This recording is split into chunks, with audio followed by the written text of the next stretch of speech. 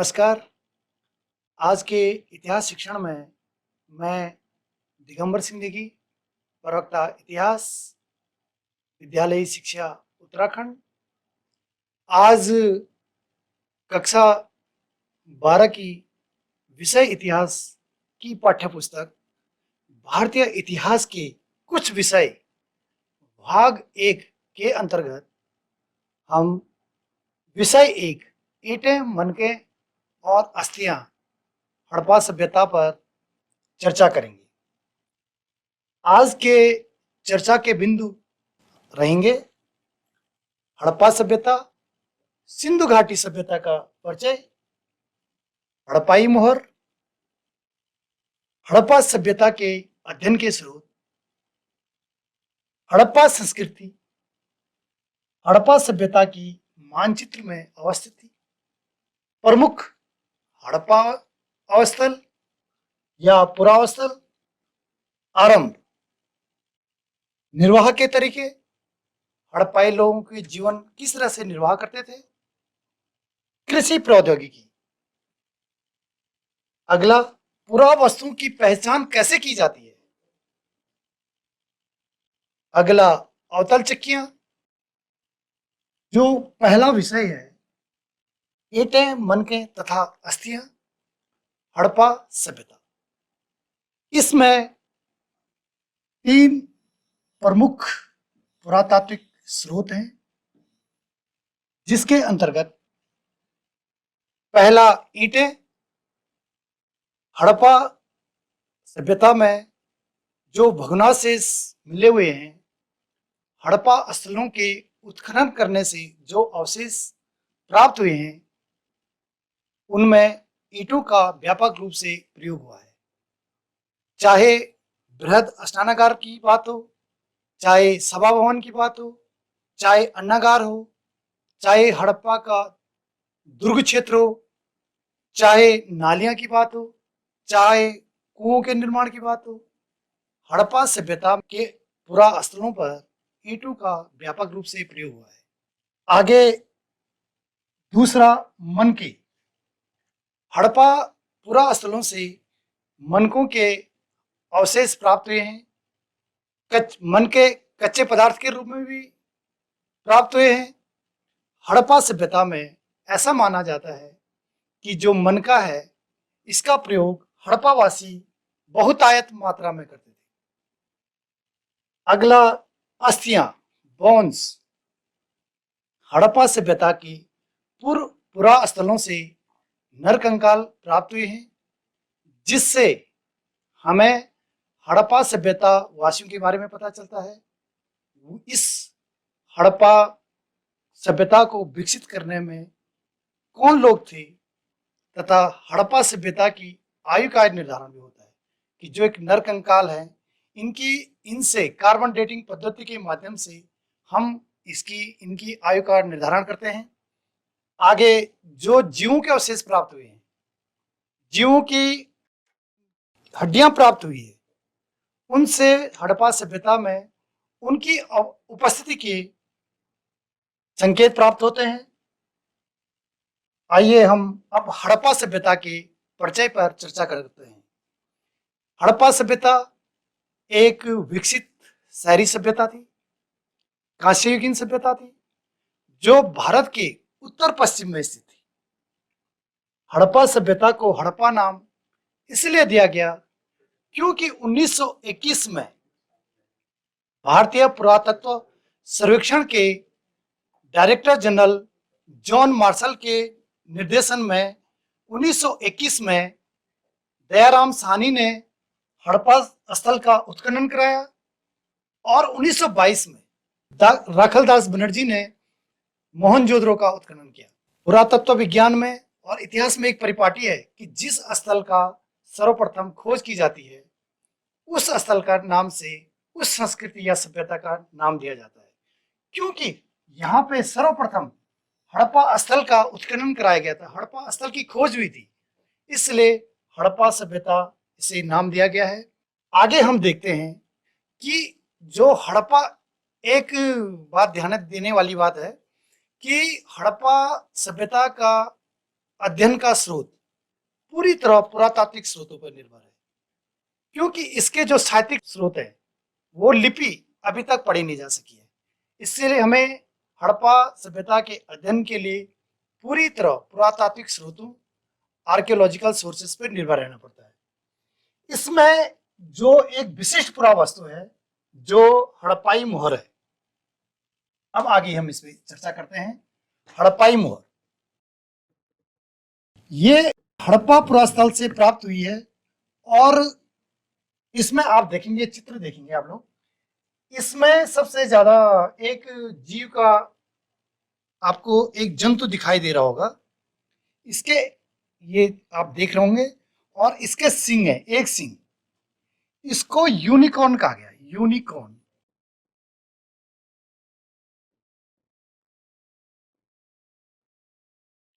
और एक काल्पनिक जंतु है।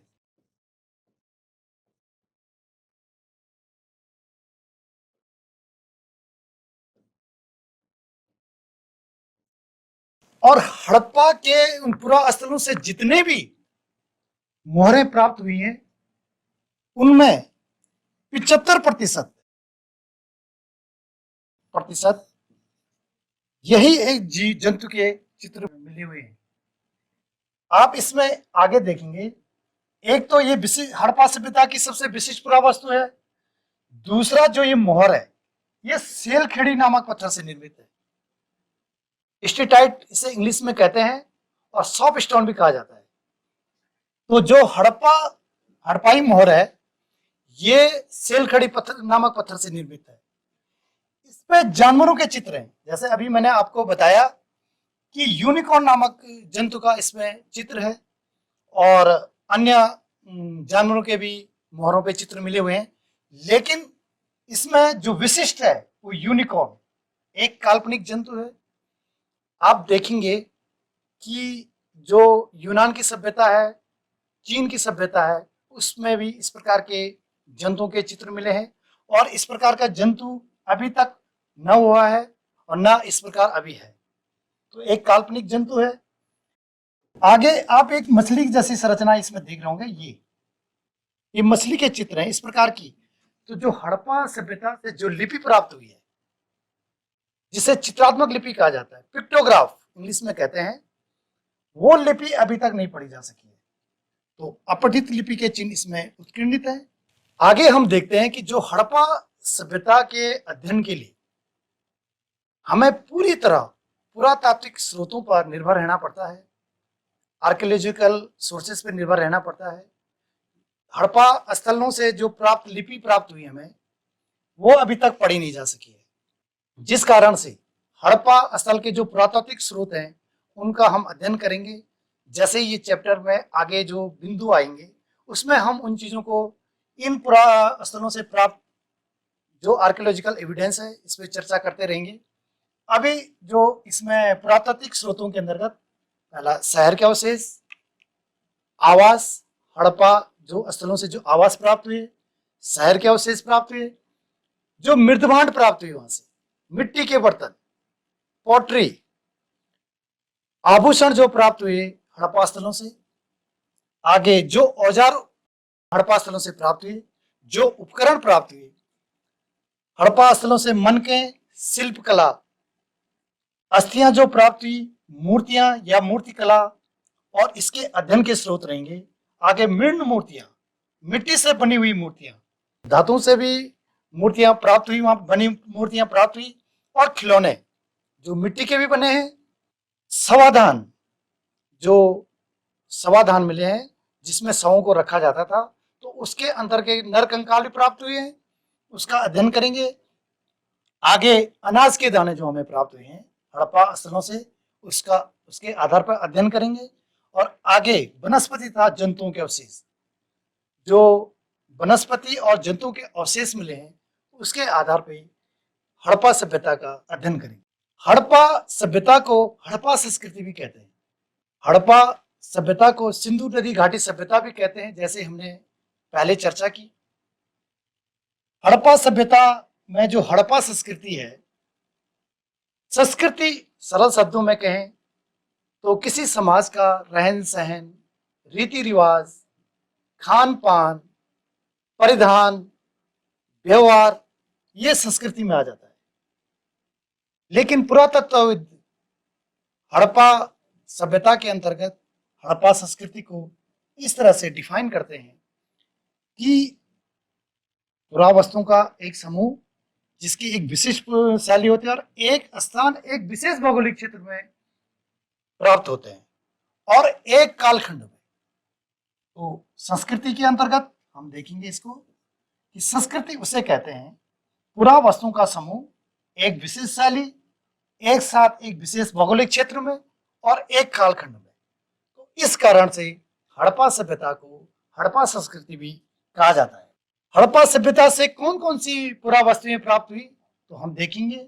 पहले हैं मोहरें, मनके, बाट, पत्थर के फलक और पकी हुई ईंटें।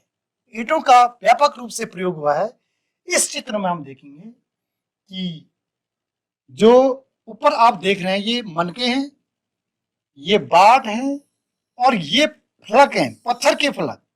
आप देखेंगे पत्थर के फलक इस तरह से बनाया जाता है।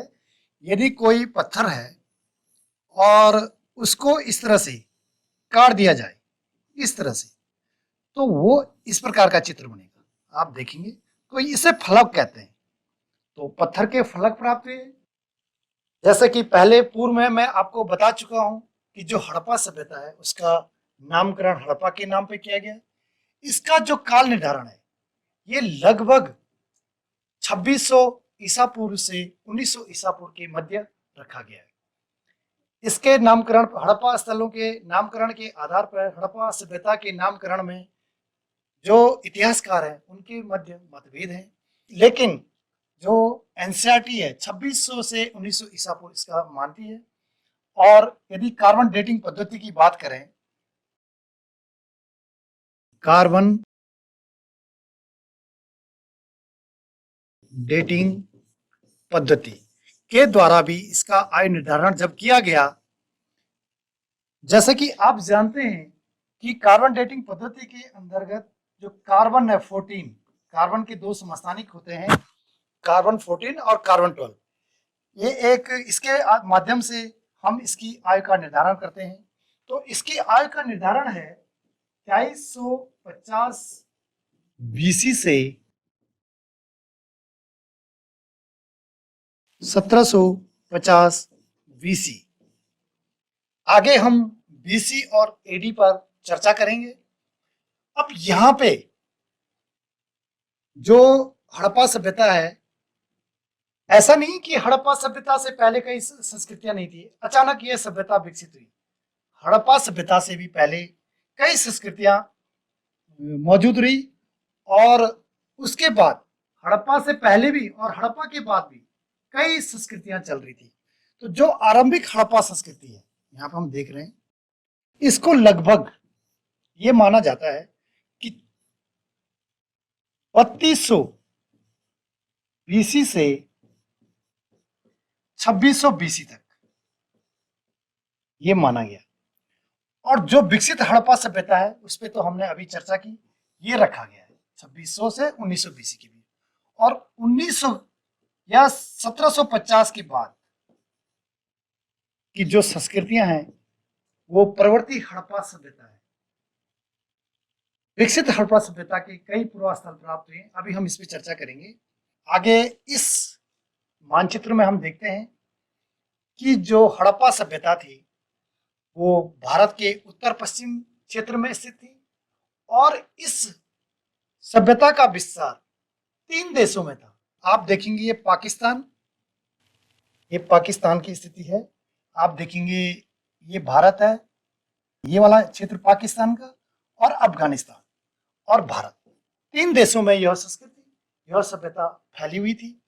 अब इसके पुरास्थलों के बारे में हम देखते हैं कि हड़प्पा, मोहनजोदड़ो, क्योंकि सर्वप्रथम हड़प्पा का उत्खनन किया गया था और फिर मोहनजोदड़ो का, चानोदड़ो, कोरदीजी, आमरी, यहाँ पे धौलावीरा भारत के गुजरात क्षेत्र में स्थित है और बहुत ही प्रसिद्ध पुरास्थल है। नागेश्वर जो खंबात की खाड़ी में स्थित है। रंगपुर, आप रंगपुर को देख रहे होंगे। लोथल, कालीबंगा जो राजस्थान में स्थित है। बनावली और राखीगढ़ी ये भारत के हरियाणा राज्य के हिसार जिले में स्थित है।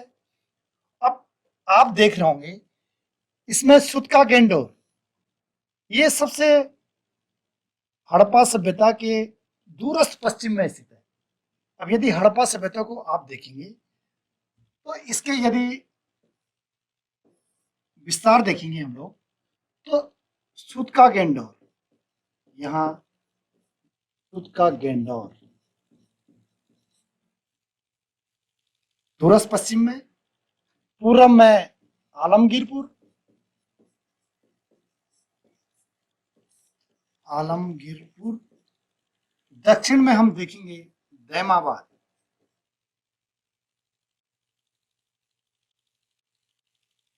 और मांडा जम्मू में स्थित है। आप देख रहे होंगे मांडा, यदि आप देखेंगे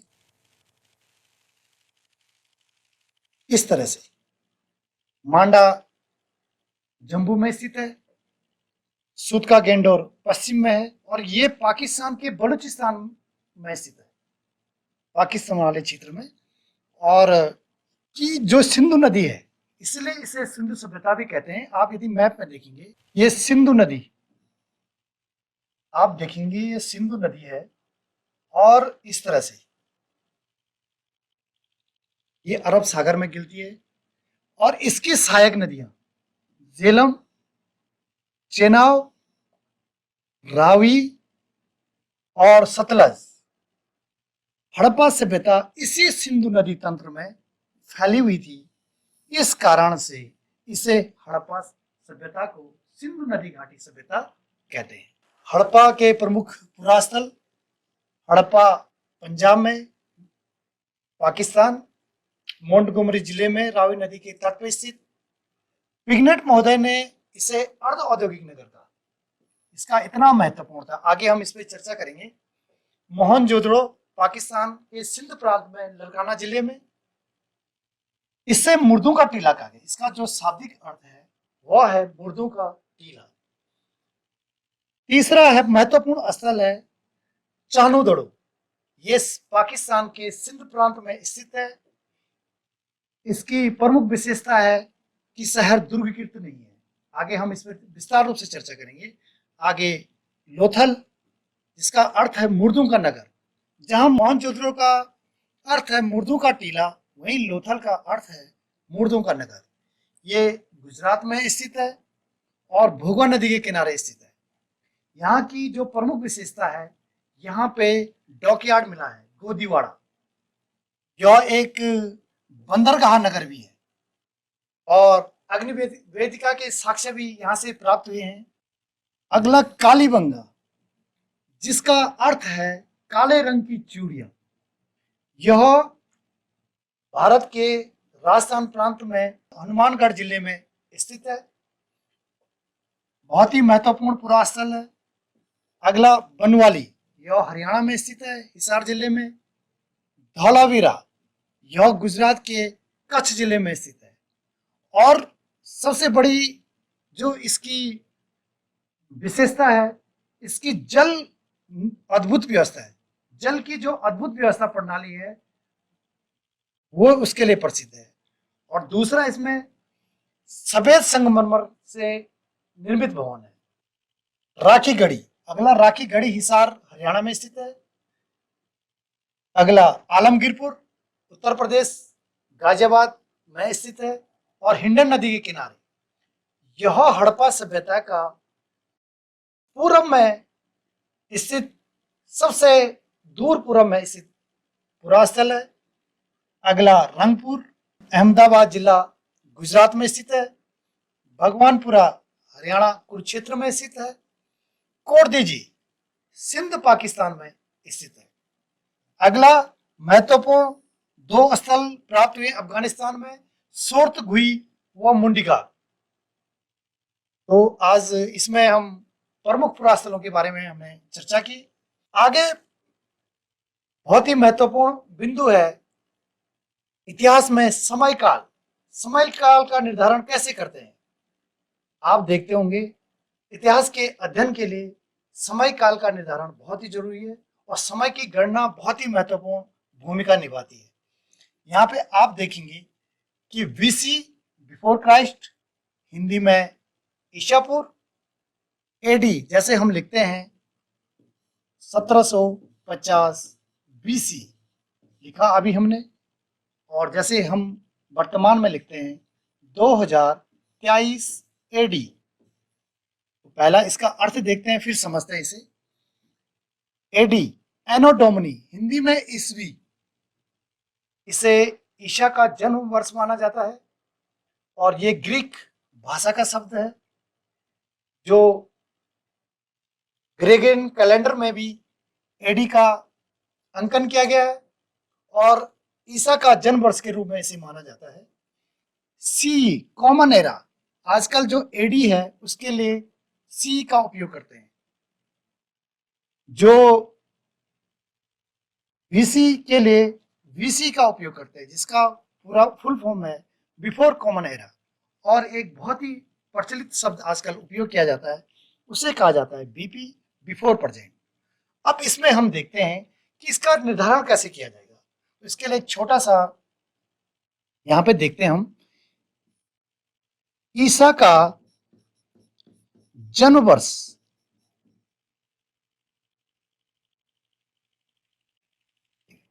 और इसको यदि हम देखेंगे तो इसको बीसी में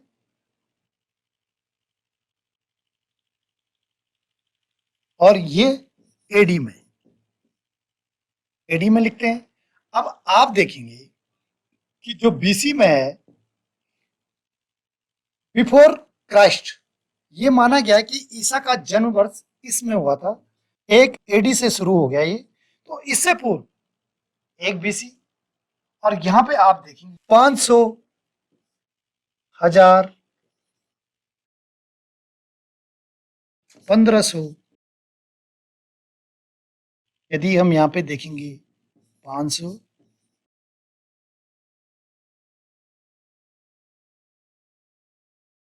और 2000,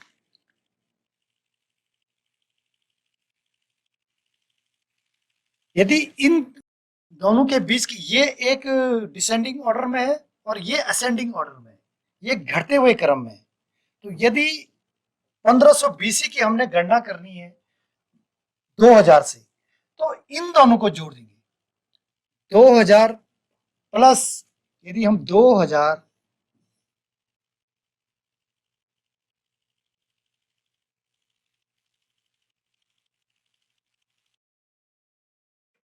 3500,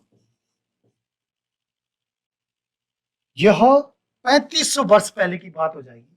जैसे सिंधु घाटी सभ्यता, हड़प्पा सभ्यता को लगभग 5000 वर्ष पूर्व की सभ्यता माना जाता है। तो आप समझे होंगे कि इतिहास में जब हम काल गणना करते हैं तो उसके लिए एक रेफरेंस पॉइंट लेना ही पड़ता है। तो जो रेफरेंस पॉइंट हमने लिया यहाँ पे ईसा का जन्म वर्ष, तो यहां से हम एडी की गणना करते हैं। एडी का फुल फॉर्म है एनो डेमोनी, बीसी का फुल फॉर्म है बिफोर क्राइस्ट, और सी का फुल फॉर्म है common era, BC before common era, BP before present. कुछ महत्वपूर्ण टर्मिनोलॉजी है जिसका हम उपयोग करते हैं। पुरावनस्पतिज्ञ, इसे आर्कियो बॉटनिस्ट कहते हैं। वे वैज्ञानिक जो प्राचीन वनस्पति के अध्ययन के विशेषज्ञ होते हैं, ये प्राचीन वनस्पति के विभिन्न पेड़ पौधों की खोज करते हैं।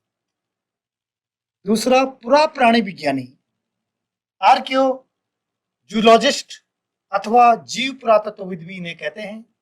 वे पुरातत्वविद जो प्राचीन जीव जंतुओं की प्रजाति का अध्ययन करते हैं और अन्वेषण के द्वारा उनका पता लगाते हैं। अगला है पुरातत्व विज्ञान, आर्कियोलॉजी।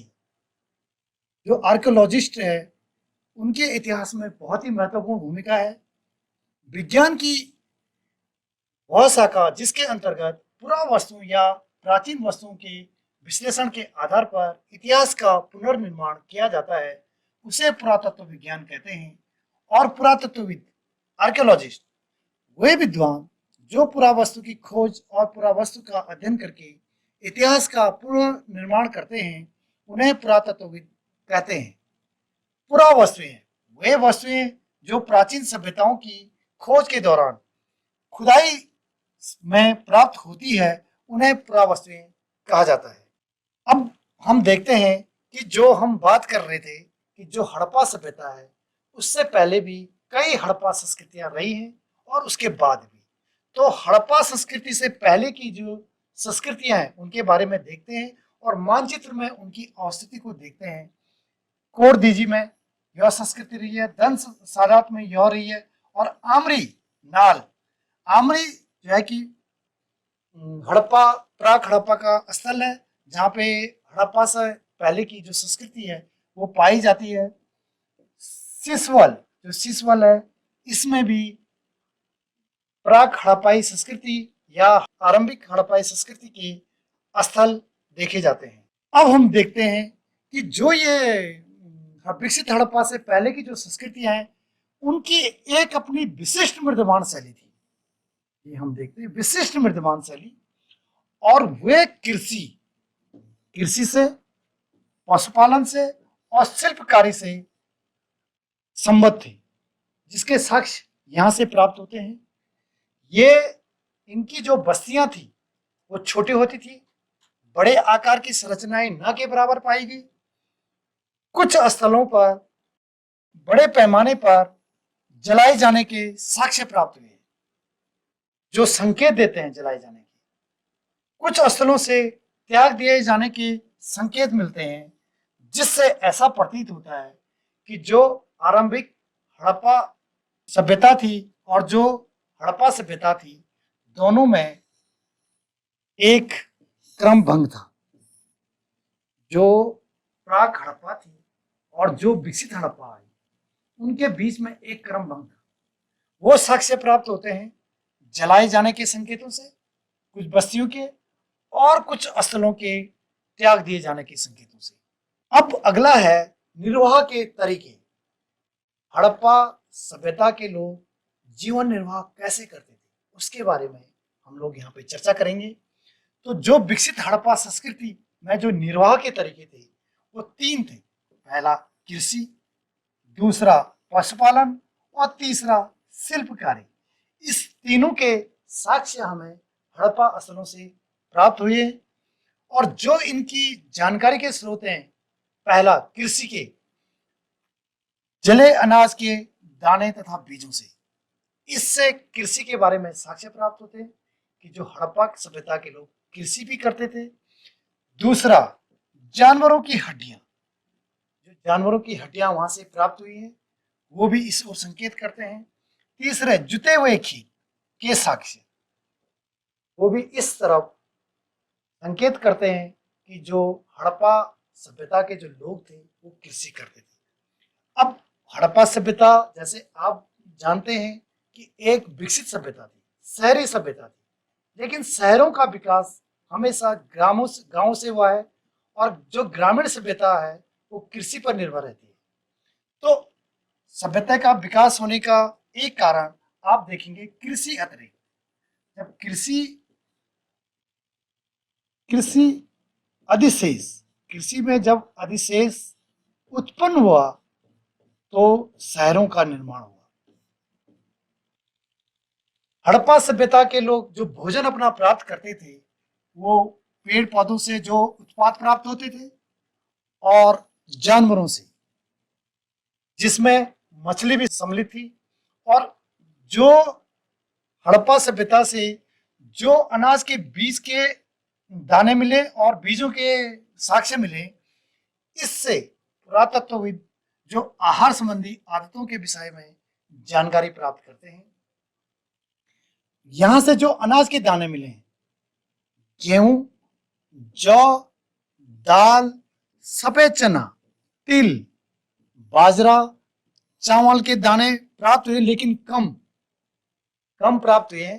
तो ये है हड़प्पा सभ्यता की कृषि जो जानवरों की हड्डियां मिली हुई है, कौन कौन से जानवरों की हड्डियां प्राप्त हुई है? जैसा कि पहले हम पढ़ चुके हैं कि हड़प्पा सभ्यता के लोग अपना जो भोजन प्राप्त करते थे वो पेड़ पौधों से जो उत्पाद प्राप्त होते हैं उससे करते थे और जानवरों से, तो जिसमें मछली भी शामिल थी।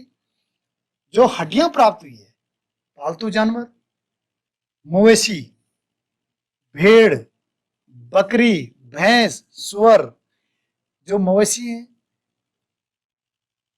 दूसरा, जंगली जो प्रजातियां मिली हैं उसमें हिरन मिला है, सुअर मिला है और घड़ियाल। आपने देखा होगा कि जो सुअर है वो पालतू भी है और जंगली भी है। तीसरा, मछली व पक्षियां, इनकी भी हड्डियों के अवशेष हड़प्पा सभ्यता में प्राप्त हुए हैं। हड़प्पा निवासी क्या शिकार करते थे अथवा अन्य आखेटक समुदायों से इनका मांस प्राप्त करते थे? स्पष्ट जानकारियां इससे प्राप्त है। जो स्थलों से जो साक्ष्य प्राप्त हुई वह स्पष्ट जानकारियां नहीं देते हैं कि जो हड़प्पा सभ्यता के जो लोग थे वो शिकार करते थे या अन्य आखेटक समुदायों से शिकार को प्राप्त करते थे। अब है कृषि प्रौद्योगिकी। यह बहुत ही महत्वपूर्ण टॉपिक है। कौन सी कृषि में हड़प्पा सभ्यता के लोग किस प्रकार की टेक्नोलॉजी या प्रौद्योगिकी का उपयोग करते थे, हम इस पर चर्चा करेंगे। पहला है कृषि विधियां। हड़प्पा सभ्यता से जो साक्ष्य में प्राप्त हुए हैं वो स्पष्ट नहीं है, स्पष्ट जानकारियां प्राप्त नहीं होती हैं कि कौन कौन सी कृषि विधियां थी, लेकिन एक जुते हुए खेत का साक्ष्य हमें हड़प्पा सभ्यता से प्राप्त हुआ, उस पर चर्चा करेंगे। जुते हुए खेतों में बीजों का छिड़काव किया जाता था। क्या जुते हुए खेतों में बीजों का छिड़काव किया जाता था? इसके बारे में भी स्पष्ट जानकारी प्राप्त नहीं हुई, लेकिन जो साक्ष्य प्राप्त हुए उससे कहा जा सकता है कि खेतों में बीजों का छिड़काव किया जाता होगा।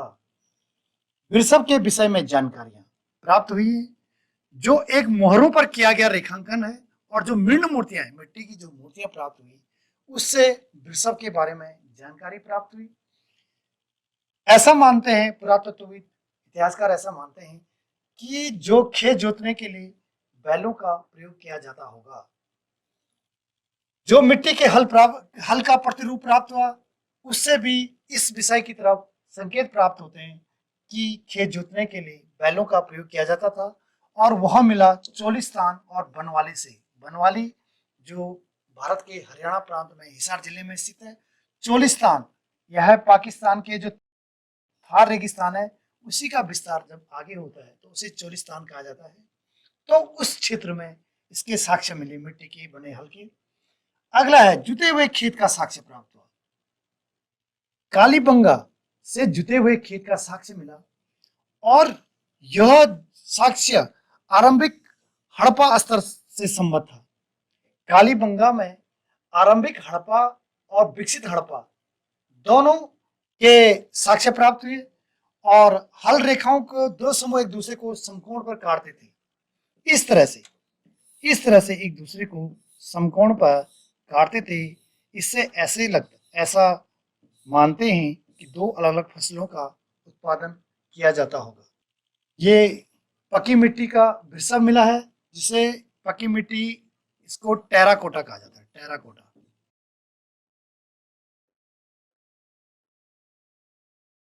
फसलों की कटाई के लिए औजारों का प्रयोग किया जाता होगा, जो उस समय के प्राप्त साक्ष्य उस दिशा में संकेत करते हैं।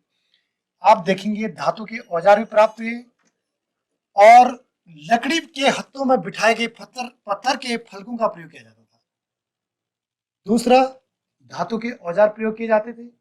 अब आप देखेंगे उस समय जो धातु प्रयोग की जाती थी वह थी मुख्य रूप से तांबा और मिश्रित धातु के रूप में कांसा।